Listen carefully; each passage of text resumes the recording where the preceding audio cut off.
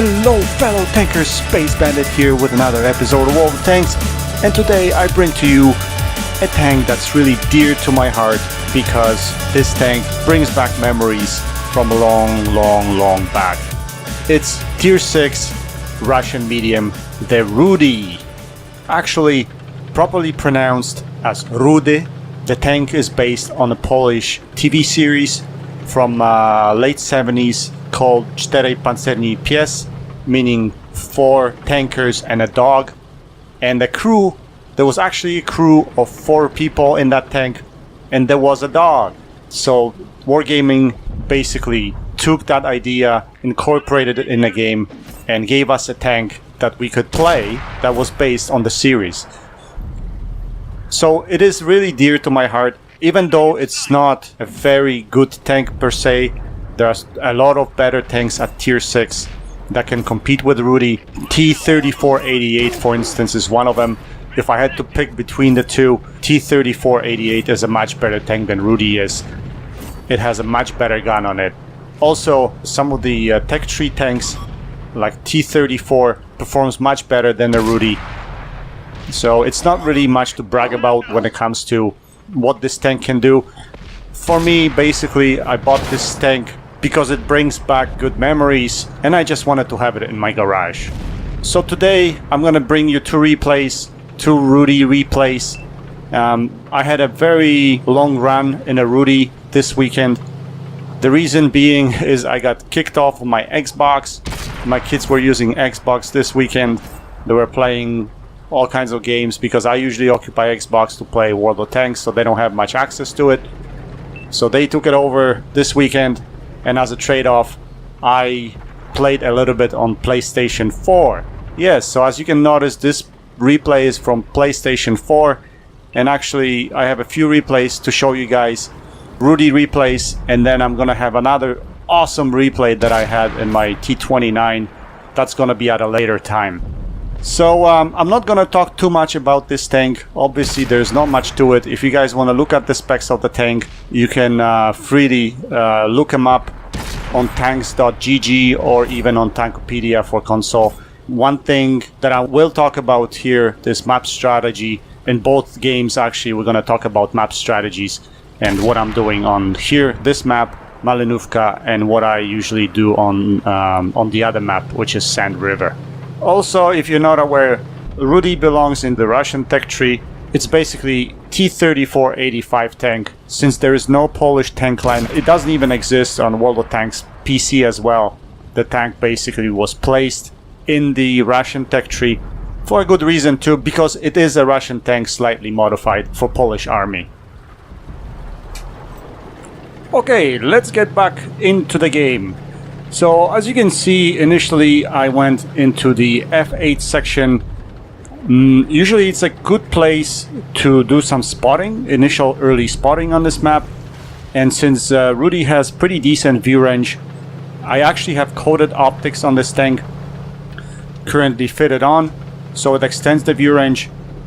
You can use your view range to spot enemies and act as a spotter earlier in a game. So that's what I've done with Rudy here initially, and basically right now I'm moving into quite dangerous position, I would say. C6 position is quite aggressive because it's an open position. If you don't have any support from the back, you can get easily YOLO'd in this position. So make sure that you always have a tank destroyer or a heavy tank or something else with a decent firepower that could protect you from the back line when you're playing this position. Also, this position is awesome for platoons. So if you ever end up in a platoon, and that would be for both sides of the map actually, because there's an area in the, what is it, about E7 sector as well, if you're playing from the other side, that you can also do similar thing. But in a platoon play, this kind of play is pretty excellent because you could have your platoon mates sitting in the back where this tank destroyer is sitting there, or even better, yeah, somewhere around F7 sector, somewhere over there, so they can protect you with firepower while you climb up here. And what's powerful about this position is the ability to spot. once you come up here, basically you're in enemy territory. So you'll be spotting targets left and right. And I've seen some good players have excellent, amazing games in this position here. I basically learned watching videos of these guys and what they do on maps, and I utilize some of these tricks and some of those positions when I'm in the game. So that's what I'm doing here. So when I got up here, I took out the tank destroyer that was there sitting up on the hill. Now I'm being very, very cautious again. Even though there's a tank destroyer behind me that can protect me with some firepower, I'm still being very cautious. There's no rush here. We're winning this game pretty handily right now. And I don't need to push. The damage will come. I'm the furthest one out front, so I have to be really careful. So I took a few shots on the Tiger. Now I'm trying to get rid of this VK. But he gets taken out by the teammates. I'm gonna try to lose my spot here. Sorry, my sixth sense. I was just hoping that I wasn't gonna get wrecked by artillery. And fortunately artillery wasn't paying attention to me. So here I'm just gonna poke up and take a few shots at this AT-8. And for that I'm actually using APCR shells. I noticed at a distance with this tank, APCR shells are much better. They go straight, they're much more accurate than AP rounds. AP rounds seem to dip a lot. So look, this is about over 300 meters, and every shot I take, I penetrate the cupola of AT-8. That's how accurate this tank can be with APCR, which is unbelievable. So now it's just a closing time. I'm moving forward, trying to take care of the artillery, get rid of the piggies. Yes. So I've loaded the high explosive rounds. Missed the first shot on the move. The second shot penetrates but doesn't pen the artillery. So it was really pointless. Should have just shot it with APCR or AP. So one artillery is down, only one left, and that should pretty much take care of the game. So that's basically what happens, guys. If you take aggressive positions and you know what positions to take on a map, the games basically are won in a few minutes. Because by putting yourself in those positions, you can completely change the outcome of the game. So, let's look at the post-game stats. The game was very, very decent. 2.6k damage, 1.8k spotting damage or assisted damage, which brings the totals to about, I don't know, 4.5k combined damage for a tier 6 game. Very good.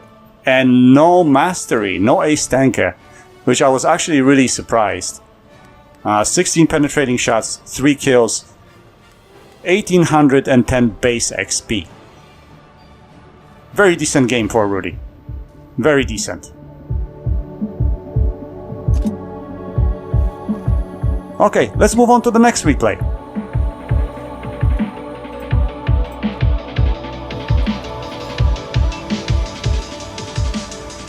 So now let's move on to the second game in the Rudy. Second game is on Sand River. Sand River Assault. So our team is assaulting. It's pretty good matchmaking. I'm a top tier in this match. So again, I'm gonna take a pretty aggressive position on this map. And what I like doing on this map, doesn't matter if I'm in a medium tank or if I'm in a heavy tank, I like to go right in the middle of things, right in the middle of the map. There's that little hill area where you can actually climb up the little hill over here and provide some spots for your team. So that's what I'm gonna initially do here. So usually at this point I spot someone, but here it doesn't seem to be the case, which tells me that team is either camping or it's basically taken over the north side of the map. I'm gonna try to move up a little bit more to see if I can get some spots. Here I spot a Churchill. There's sixth sense didn't go off, so I'm gonna try to take a couple of shots. Now it's the sixth sense is off, so I'm gonna back up and get myself in a safe position. Now this game, guys, is gonna be a little bit more action-packed. My gun's gonna be probably rocking most of the time. That's what happens if you end up in a position like this where you're basically in the middle of things. One thing you have to be cautious of is if you're in the middle of the map like this and exposing yourself, that there's no firing coming from the opposite side. Now in this case, I know that there's no one firing from the south, so it's safe for me to play from this position and only poke out over the ridge to the north side. Here I spot the KV-1S. I'm gonna take a couple of shots at him. Again, those critical shots are really annoying. Wargaming should get rid of that. Point blank shooting a tank on the side, in the side, and basically you draw no damage, just a critical. I don't understand why it's being done. 100 times out of 100 I would prefer damage than a critical. So here Panzer IV is exposing himself, so I'm taking a few shots at him. Again, I'm working this position, hiding when a sixth sense goes off, and poking up when I'm unspotted. Again, doing the same thing, trying to take snapshots, quick snapshots, so that I don't expose my turret too much. Always try to maintain your health points as much as possible until the end of the game, because you never know when you're gonna need them. So that's the reason. Sometimes you'll miss shots by snapshooting, especially because if you don't fully aim your shots, you're not gonna hit. But I do that intentionally, quite often, simply because I don't want to take any damage early in a game. So here I'm trying to pay attention on the other side of the map. It looks like the Reds have pushed through the other side of the map, so I will be expecting fire coming from that area pretty shortly. And as you can see on PlayStation 4, I'm using the compass instead of minimap. That's actually accidental, because on Xbox I switched to use minimap immediately. But in here I forgot, so basically many times I switch within the game. But I do prefer the minimap, because you can react to the situation right away, much faster with a minimap. The only thing it does confuse me when the tank, it's close quarter battles, when the tank is incoming and is trying to round me or is close by. I get sometimes confused. I don't know which side the tank is on, but it's something that you can easily get used to. So here I took a shot at T1 heavy, but I see already the Reds are flanking over from the other side. Now initially I did think to myself, should I leave? Should I stick closer to my teammates?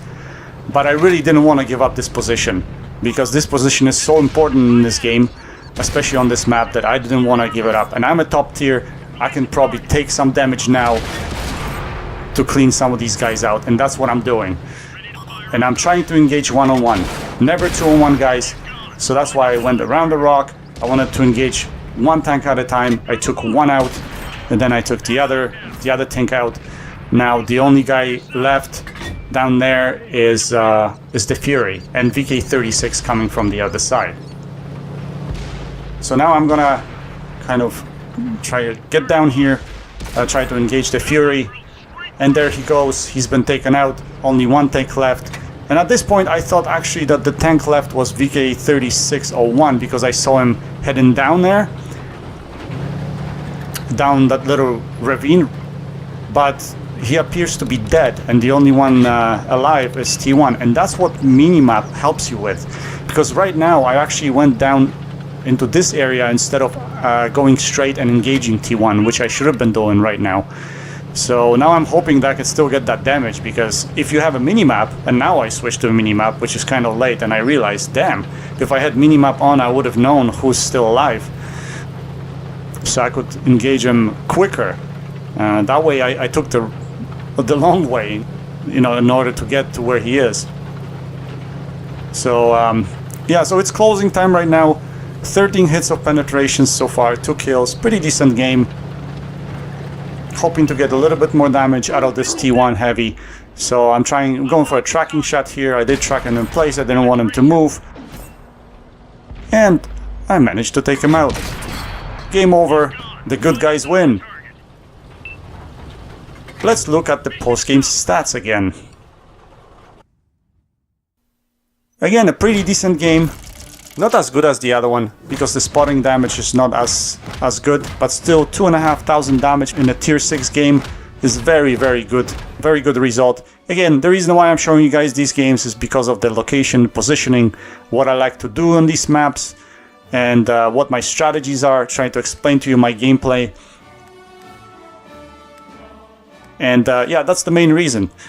But still finished first on a team with 1500 base XP. Pretty decent game, and if you can pull out games like this in your tanks at tier 6, yeah, you have a very good chance of becoming an awesome player.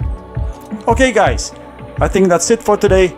I hope you enjoyed this video. Happy tanking. Until next time, Space Bandit checking out.